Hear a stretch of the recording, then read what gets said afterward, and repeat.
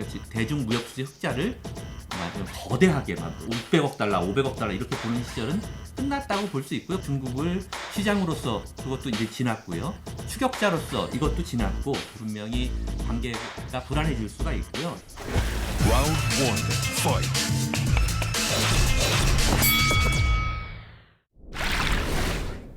안녕하세요. 박종훈의 경제한방입니다. 이 정치와 경제 사이의 방정식이 어느 나라보다도 복잡한 게 결국 중국 문제인 것 같은데요. 자, 그 중국의 경제 현안 풀기 위해서 이 한국금융연구원의 지만수 박사님 모셨습니다. 안녕하세요. 네, 안녕하십니까. 자, 제일 먼저 현안부터 좀 여쭤보면 네. 이 낸시 펠로시 미 하원 의장의 네. 이 대만 방문 이후에 네. 심지어 중국이 계속 경고를 했는데도 네, 불구하고 네. 의원들이 또 갔죠. 단체로 네, 네. 방문을 했단 말입니다. 그러면 이 갈등이 더욱더 지금 좀 더 본격적으로 심화되는 네. 국면에 들어갔다고 봐야 되나요? 네, 그렇게 보입니다. 어떻게 보면 미국이 중국에 대한 공세를 더 다변화하고 있다고 이제 뭐 생각할 수가 있겠는데요. 트럼프 때나 바이든 정부 초기까지도 중국의 뭐 어떤 그 불공정 무역이나 지대권 절도라고 해야 되나 이런 것들을 견제하는 경제 제재 쪽, 경제적인 견제 쪽에 초점을 맞췄었는데 펠로시 방문이나 최근의 그 사태를 보면은 대만 문제나 뭐 그 전에 위구르 홍콩 문제 같은 중국의 체제가 안고 있는 좀 그 독특한 약점들을 공격하는 그게 꼭 경제적인 이슈가 아니지 않습니까? 그런 것들을 공격하는 방향으로 가고 있는데 그 배후에는 제가 볼 때는 러시아의 경험이 있어요. 결국 러시아가 우크라이나를 침공하면서 어떻게 보면 전 세계가 공감할 수 있는 러시아에 대한 제재의 명분을 만들어줬거든요. 지금 미국은 그걸 부추기고 있는 건데 그걸 통해서 중국을 러시아 같은 나라로 만들고 싶은 게 아닌가. 중국이 뭔가 과도하게 반응하고 글로벌 사회에서 볼 때 중국이 좀 룰을 어겼다. 예를 들어 대만을 경제적으로 봉쇄한다든가 대만에 대해서 경제 제재를 한다든가 뭐 정말 심지어는 아주 작은 규모로도 무력 침공을 한다든가 이런 경우가 되는 순간에 사실은 중국이 러시아 같은 나라가 되는 거거든요.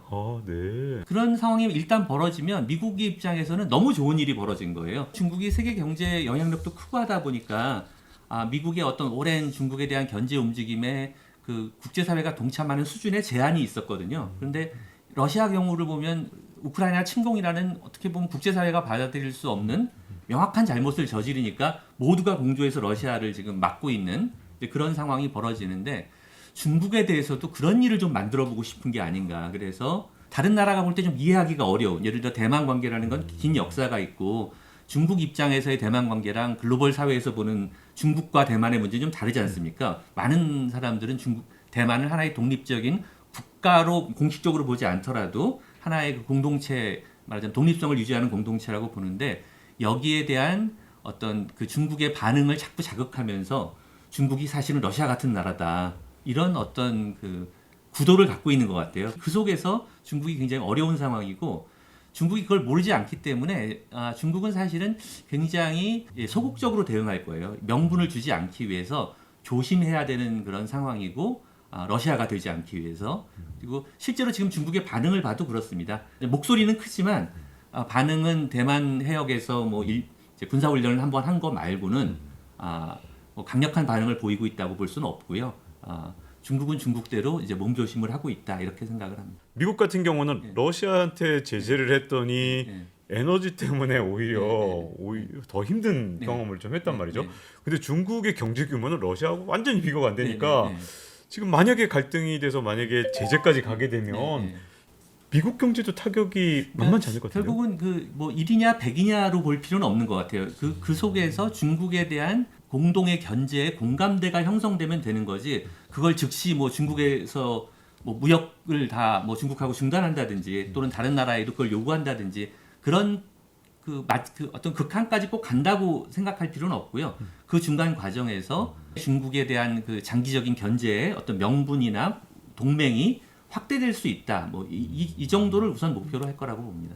그리고 중국 쪽 입장에서는 이번에도 그랬지만 처음에 펠로시 의장이 가기 직전까지만 해도 막 뭐 굉장히 강경한 발언을 쏟아내다가 뭐야 이거 아무것도 안 했어? 그럼 중국 국민들 사이에서도 우리 정부가 이거 스스로 네. 꼬리를 내린 거 아니야? 라는 약간 분노 표출 같은 게 좀 있었단 말이죠. 혹시 이 시진핑 주석이 연임을 앞두고 이렇게 자꾸만 뭔가 미국한테 물러서는 모습을 보이면 뭔가 좀 시진핑 주석 입장에선 불리해지는 게 아닐까요? 그러니까 물러서는 모습을 보이지 않기 위해서 노력하는 거고요. 중국 국민들의 어떤 그 감정이 분명히 이제 그 예민하게 이제 작동을 할 텐데 두 가지입니다. 한편으로는 중국 정부의 대응이 약한 거 아니야라고 생각할 수도 있지만 다른 한편으로는 미국에 대한 반감으로 나타날 수 있는 거거든요.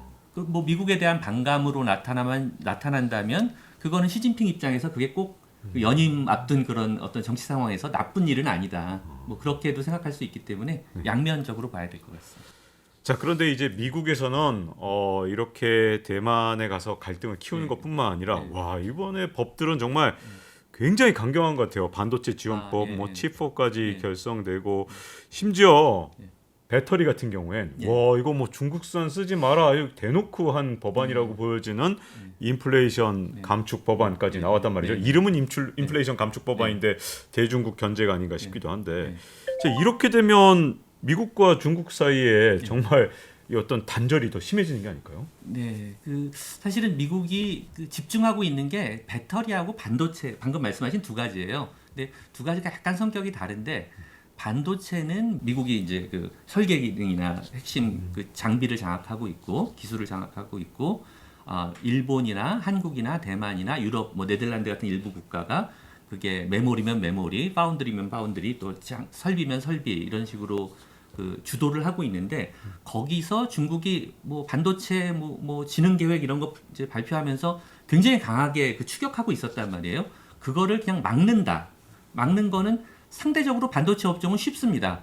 하고 있는 나라도 소수고 다 미국의 동맹국이고 그리고 그 업종에 그 종사하는 기업의 수도 사실은 아주 적습니다. 아주 초거대 글로벌 기업들 한 20개를 설득하면 되는 일이거든요. 이제 그런 의미에서는 중국의 부상을 막는다라는 쪽으로 이제 그 말하자면 협력 구도를 만들고 있는 거고 꽤 잘 작동하고 있는 거고요. 중국이 지금 뭐 이 설비를 고도화하지 못하고 있는 상황이니까 그러면서 계속 사다 쓰라는 거죠. 사실은 중국이 지금 반도체를 안 팔고 있는 건 아니에요. 근데 중국이 스스로 만들지 못하게 하고 있는 거고 우리 거를 계속 사다 쓰라는 그런 구도를 만드는 거라면 배터리는 좀 다릅니다. 배터리는 미국 입장에서 불안한 거예요. 앞으로 뭐 탈탄소 가야 되고 전기차로 갈 가능성이 많은데 거기 핵심 어떤 부품이라고 하고 뭐 절반이죠 사실은 그 배터리를 어떻게 해야 될 거냐. 근데 미국이 못 만든단 말이에요. 잘 못 만든단 말이에요. 중국이 세계의 그 뭐 소재 분야에서 한 70% 생산에서는 50% 정도를 점유하고 있어서 이건 중국에게 의존하는 게 문제인 거예요. 그러니까 미국이 방어적인 입장이죠. 그래서 배터리를 중국만큼 만들 수 있는 다른 나라, 한국이나 일본이나 뭐 몇몇 나라에 대만 일부 있습니다만 그런 나라들하고 안정적인 공급망을 구축하겠다. 우리가 중국에 의존하지 않고도 전기차 산업을 발전시킬 수 있는 구조를 만들어 보겠다라는 차원에서 이제 얘기를 하는 거고 그런 의미에서 성격이 좀 다른데 결국은 미국의 어떤 그 관심을 좀 이해할 필요가 있고 동시에 그 산업의 구조도 이해할 필요가 있고 두 개는 사실은 미국의 어떤 관심이 집중되지만 방향은 좀 다르다. 반도체는 공격적 공세적인 거고 배터리는 어떻게 보면 미국 입장에서도 방어적인 거다. 거기에 맞춰서 우리도 상황을 이해해야 될 필요가 있는 것 같습니다. 그럼 산업별로 좀 궁금한 건요. 반도체 같은 경우는 그렇게 미국이 강력하게 규제를 했는데도 불구하고 뭐 최근에 블룸버그의 보도를 보면 이 최근 1년간 가장 많이 성장한 기업 20개를 꼽으면 19개가 중국 기업이라고 그랬단 말이죠. 그러면 정말로 지금 이 방어 진지가 정말 단단한 건지 중국이 얼마든지 공격이 가능한 건지 또 심지어 7나노에 대해서 성공을 중국이 했다라는 보도까지 나왔기 때문에 이거 좀 막 돌리는 거 아니야? 라는 일단 의문이거든요. 우선은 그 반도체 쪽에서 중국이 뭐 7나노 얘기하셨습니다만 일부 실험적인 기술에서 돌파가 있는 거는 사실일 거예요. 어쨌든 중국도 필사적 아니겠습니까? 반도체 자립을 위해서 필사적으로 노력을 할 수밖에 없는데 그게 양산이 되고 양산된 제품이 국제 경쟁력을 가질 수 있느냐는 별개의 문제고요. 다만 중국 입장에서는 그렇지만 그래도 필요한 게 아예 수입이 안 될 경우에 대비는 해야 되지 않습니까? 그래서 만들 수는 있어야 돼요. 그게 경제성이 없고 말하자면 수출 산업에 쓸 수 있는 그런 수준이나 가격 경쟁력을 못 가져도 중국이 필수적으로 필요한 분야의 반도체를 공급은 해야 될 거 아닙니까? 이제 그런 의미에서 중국이 노력하고 있는 거지. 그게 어떤 뭐 중국의 반도체 산업이 독자적인 이른바 자주 개발을 통해서 국제 경쟁력을 가질 수 있다라고까지 이해할 필요는 아직은 없는 것 같고요. 배터리 경우에는 이건 뭐 중국의 주도가 오래된 겁니다. 뭐냐면 전기차부터 중국이 주도했었어요. 그렇죠. 말하자면 세계의 전기차 시장이 아직 충분히 발전하기 전에도 중국은 근 10년 전부터 전기차 시장을 굉장히 의도적으로 발전을 시켰거든요. 그게 어떻게 보면 그 당시에 자동차 산업의 구조랑도 연결이 돼 있어요. 그러니까 중국이 볼 때 다른 산업들은 예를 들어 가전 산업, 휴대폰 산업은 중국 업체들이 다 장악을 했는데 이제 말하자면 이제 캐치업을 했는데 자동차는 초기부터 외국 기업하고 합자, 뭐 상하이 폭스바겐, 뭐 베이징 현대, 뭐 광동 혼다 이런 식으로 외국 업체랑 그 합자하면서 발전을 했는데 끝까지 주도권을 못 찾아오는 거예요. 내연기관 자동차에서는. 그래서 중국이 이거는 여기선 안 되겠다. 장기적으로 전기차에선 우리가 이런 일을 반복하면 안 되겠다라고 하면서 전기차 시장을 정책적으로 키우고 전기차 중국 업체들을 키우다 보니까 전기차에 들어가는 게 배터리 아닙니까? 중국의 배터리 산업도 남보다 먼저 발전할 수 있었고 대기업이 이미 수십 개가 생겨버린 거거든요. 그래서 이 부분은 시장부터 소재까지 튼튼한 기초를 갖고 있다고 보고요. 다만 미국은 말하자면 소재는 글로벌하게 이제 그 뭐 관련되는 그 리튬이든 흑연이든 뭐 이제 개발에 나서고 있고 그걸 만들 수 있는 나라하고의 전략적 동맹을 한국이나 뭐 이런 쪽에 요청을 하고 있고 그 속에서 어느 정도 미국산 전기차가 또는 미국의 배터리가 중국에 완전히 종속되는 건 맞겠다라는 뭐 아까 말씀드린 얘기가 됩니다만은 그런 구조 정도로 앞으로도 진행될 거라고 보입니다. 그러면 미국이 정말로 이제 배터리 산업에서 네. 이 인플레이션 감축법 같은 걸 동원해서 정말 중국의 성장을 막고 지금 중국의 배터리 산업은 진짜 폭발적으로 성장을 하는 것 같더라고요. 우리나라 기업들이 그냥 쭉쭉쭉 밀리고 있었는데 이 구도가 최근에 바이든 대통령이 정말 결연한 의지를 보였기 때문에 궁금해지는데 바뀔까요? 지금 현재 상황이? 그러니까 결국은 그 완벽하게 그 바뀔 수는 없어요. 그럼 이 방향은 계속 가는 겁니까? 그러니까 방향은 계속 가는데 그 미국도 예를 들어 한 절반의 성공을 할 수 있을 겁니다. 그래서 예를 들어 미국산 뭐 말하자면 중국산 배터리를 미국 제품에 쓰는 그런 자동차는 이제 뭐 보조금 안 준다 이런 말은 뭐 중국산을 아예 못 쓰게 하는 거라기보다 가격 경쟁력이 좀 떨어져도 계속 생산을 해봐라. 그럼 우리가 써주겠다. 왜냐하면 중국산에 대해서는 보조금을 안 주지만 중국산이 아니면 준다는 얘기니까 가격 경쟁력을 보조해 주는 거잖아요. 네. 그런 식으로 해서 일종의 산업 정책인 거죠. 그렇죠. 맞아요. 탈중국 산업 정책을 미국뿐 아니라 글로벌하게 하고 있는 거고요. 외국 기업들까지 포함된 어떤 공급망에 대해서 지원을 해주고 있는 거고 효과는 있을 거다. 뭐 이 정도로 이해를 해야 될 것 같습니다. 자 이제 우리 입장에서는 중국하고 관계를 놓고 보면 이 모든 것들이 뭐 반도체 산업 지원법이라든가 칩4라든가 심지어 배터리 산업에 있어서도 이대로 가면 우리가 지금 걱정이 되는 건 중국이 언젠가 이거 보복 카드를 또 꺼내는 거 아니야? 이런 우려가 우리가 사드를 겪지 않았다면 모르겠지만 사드 보복을 당한 이후라서 중국이 아직까지는 꺼내지 않지만 그 두려움은 계속되고 있거든요. 어떻게 보십니까? 사실은 이제 그 뭐 우리 새 정부도 들어섰고 한미 동맹을 강화하겠다. 그리고 한미 동맹을 경제, 기술, 공급망 동맹으로 확대하겠다. 동시에 한중 관계를 잘 관리하겠다. 이게 우리 정부의 목표고.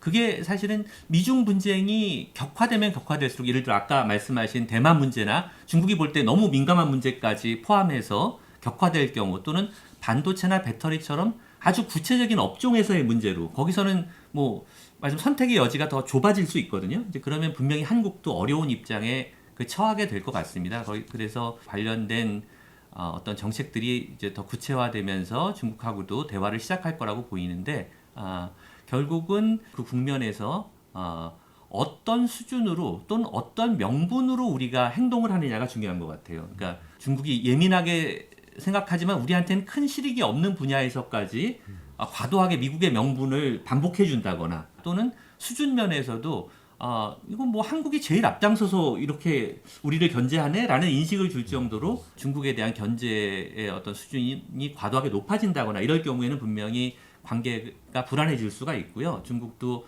뭐 나름대로의 그런 그 일종의 외국에 대해서 사드 때는 뭐 보복하는 건지 안 하는 건지 말도 안 하면서 이제 비공식적으로 했다면 2021년에 뭐 반외국 제재법 이런 걸 만들면서 부당하게 중국을 견제하는 외국의 기업이나 개인이나 국가에 대해서 뭔가 중국이 보복 조치를 할 수 있는, 뭐 대응할 수 있는 그런 제도를 만들어 놓고 있거든요. 그래서 이런 부분은 앞으로 잘 관리할 필요가 있고, 뭐 요즘 분위기는 그렇습니다. 정부가 상반기에는 한미동맹 강화에 굉장히 그 공을 들이셨다면 8월 24일이 한중 수교 그 30주년이지 않습니까? 그래서 한중 관계 관리 쪽에 이제 하반기에는 굉장히 공을 들이게 될 것 같고요. 뭐 그런 노력을 잘해 나가서 이제 관리를 잘 해주셨으면 좋겠습니다. 이제 그 관리에서 이제 네. 하나 걱정되는 게 있다면 네. 이 우리가 중국하고 수교한 다음에 항상 네. 중국에 대해서는 월 단위로 네. 계속해서 무역수지 네, 흑자를 네, 봤단 네, 말이죠. 네. 그런데 최근 석 달 동안 갑자기 적자를 네, 보는데 네, 이거 네. 한 달만 보는 줄 알았더니 네, 이게 석 달 됐고 네. 8월 1일부터 10일까지 지수가 네. 나왔던 지표가 나왔는데 네. 보니까 이번 8월 달까지도 그렇게 전망이 좋지가 않더라고요. 네. 그러다 보니 네. 야, 이게 지금 중국에서 무역수지 적자를 보는 게 이게 구조적인 문제 같은 게 뭔가 발생을 한 거냐, 아니면 중국이 자꾸만 제로 코로나 정책하면서 도시 봉쇄를 하니까 이게 일시적인 문제냐, 네. 이게 지금 논쟁의 대상인 것 같은데요. 어떻게 이걸 봐야 될까요? 우선 당장 5월부터였던 것 같습니다. 최근에 그 무역 수지 적자는 뭐 제로 코로나나 중국의 도시 봉쇄가 분명히 영향을 끼쳤죠. 중국의 공장이 안 돌아갔는데, 그래서 중국이 수입을 할 수가 없는데 우리가 어떻게 수출할 수 있겠습니까? 뭐 중국의 사실 수입이 실제로 둔화된 것도 사실이고요. 특히 뭐 그 한국, 일본, 뭐 아세안, 유럽, 미국 쪽에 좀 먼 나라로부터의 수입은 많이 줄어들었습니다. 그래서 그건 분명히 몇 달 동안 나타난 현상은 일시적인 현상인데, 2013년에 우리나라 대중 무역 수지 흑자가 얼마였냐면 628억 달러였어요. 2014년이면 대략 10년 전인데요. 그 네. 다음부터 지속적으로 줄어왔습니다. 아. 그래서 최근 3년간은 그게 한 200억 달러 수준으로 줄어들고 있었어요. 다시 한번 생각해 보시면 10년 전에 600억 달러, 그 다음에 그 중간에 한 400억, 500억 달러, 그 다음에 최근에 3년간은 200억 달러. 그 얘기는 앞으로는 수지 균형으로 가는 게 어떻게 보면 자연스러운 추세였다는 거고요.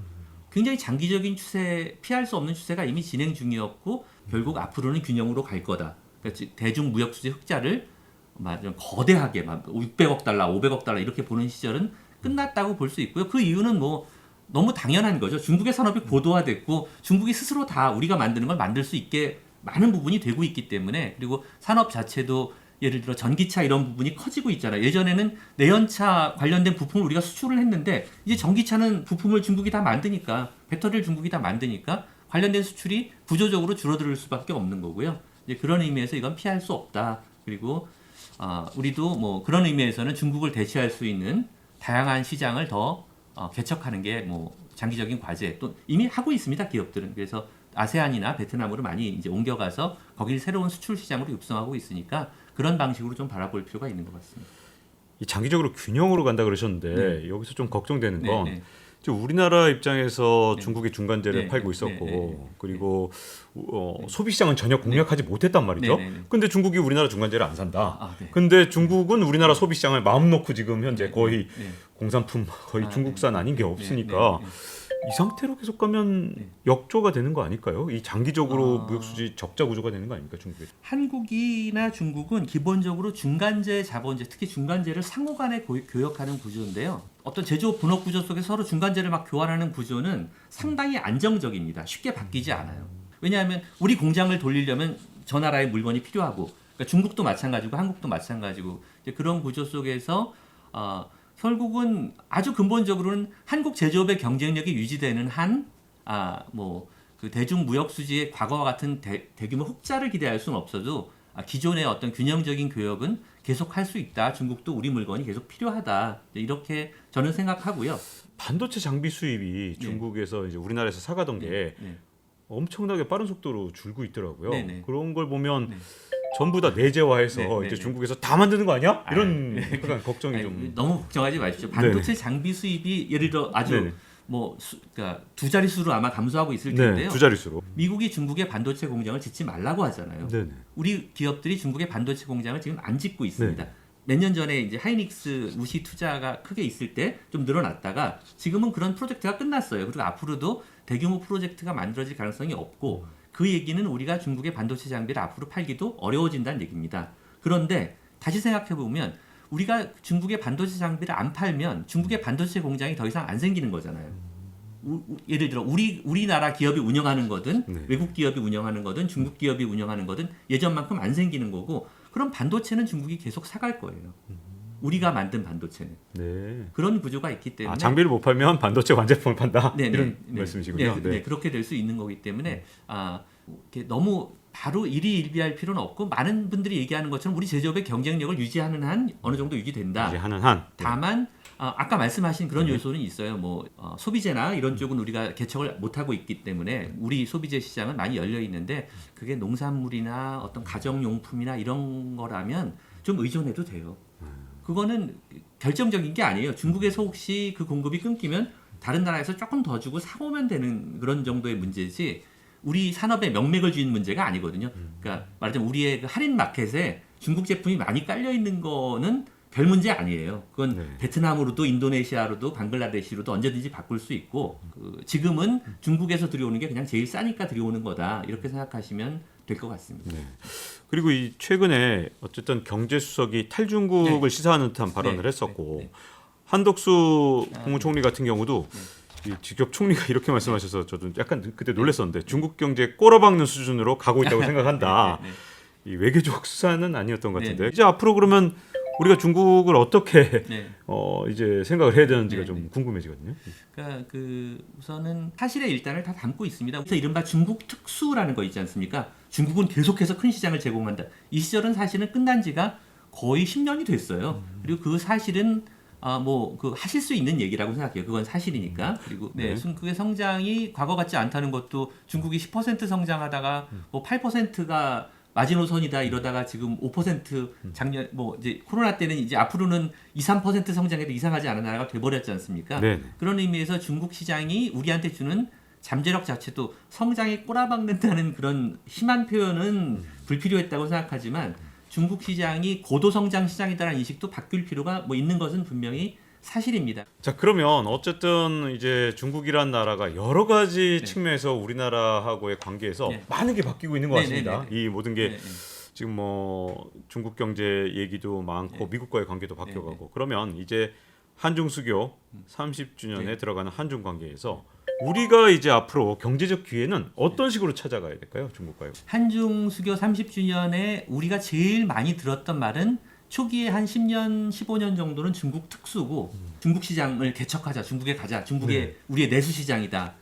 최근 10년 동안은 중국의 추격이었고 중국의 위협이었어요. 중국이 굉장히 빠르게 우리 산업을 추격한다. 이제 이런 거였는데 결국은 그 이후를 지금 고민해야 되는 거 아니겠습니까? 30주년 이후에 결국은 추격에 대한 생각도 버려야 되는 것 같아요. 결국 우리가 추격이라고 중국을 얘기하면서 반도체를 얘기하고 철강을 얘기하고 석유화학을 얘기하고 조선 산업을 얘기했죠. 그 추격을 얘기할 때 그게 사실이었지만 우리는 그 추격을 얘기하는 동안에도 우리의 주력 산업, 우리가 잘하는 산업만 보고 있었어요. 우리가 잘하는 산업은 우리가 관심이 많으니까 중국을 들여다보는 거예요. 우리 조선 산업, 우리 철강 산업, 우리 화학 산업, 우리 반도체 산업에서 중국이 어떻게 하고 있지라고 보고 있었는데 앞으로의 어떤 중국하고의 경제 협력을 고려할 때는 그동안 우리가 안 들여다보던 걸 봐야 돼요. 무슨 얘기냐면 중국의 반도체가 쫓아온다 이렇게 보고 있는데 미국의 트럼프 정부가 이걸 막아주고 한숨 돌렸네 이런 얘기를 하고 있지만 그 전에 예를 들어 5년 전 시점에서 우리가 별로 신경 안 쓰던 전기차나 배터리는 어느새 중국이 세계 1위가 돼 있거든요.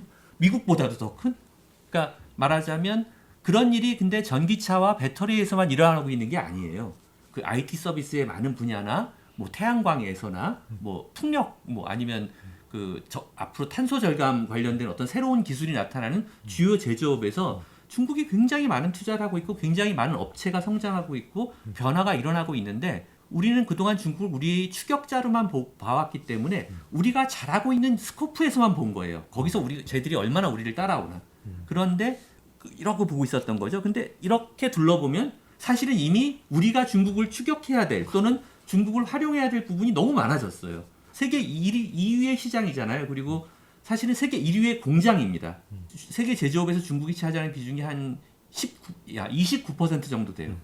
세계에서 만들어지는 제품의 3분의 1을 중국에서 만들고 있다는 얘기예요. 세계 제조업의 발전의 30%가 중국에서 진행되고 있는 거예요. 그 속에서 우리가 놓치는 것들이 많을 겁니다. 그래서 한중 수교 30주년 이후에 앞으로의 대중 관계는 중국을 시장으로서 그것도 이제 지났고요. 추격자로서 이것도 지났고 이제 중국에서 새로운 기회나 중국에서 배울 게 뭔지 이런 거를 사실은 진지하게 고민하지 않으면 안 되는데 한국이 중국에서 뭘 배우는 데는 익숙하지도 않고 심리적으로 어떤 정서적으로 편안하지도 않아요. 그렇지만 어떻게 보면 필연적으로 그걸 극복하는 게 우리의 과제가 될 거고요. 뭐 예를 들어 미중 현재 갈등 과정에서 중국이 미국을 못 이긴다고 해도 중국이 세계 2위의 경제고 세계 1위의 제조업국이고 우리 옆에 바다 하나 건너면 있는 나라라는 건 안 변할 겁니다.